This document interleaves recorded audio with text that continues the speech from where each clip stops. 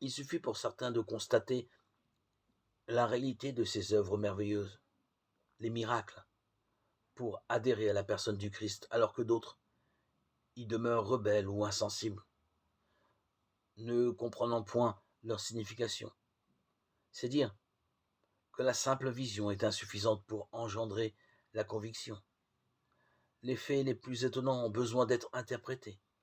Il faut y apporter la réflexion, comme saint Jean inspectant le tombeau vide, un certain sens des réalités spirituelles, comme la Samaritaine, et des dispositions morales, comme Marie, qui affine l'intelligence et la dispose à une persuasion par les preuves divines.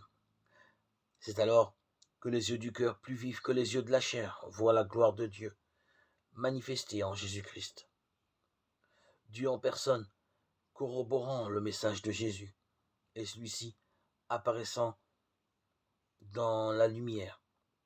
Et ce qu'elle a de plus essentiel, la foi et ce discernement, la perception de la réalité la plus inaccessible au sens, la présence ou l'action de Dieu.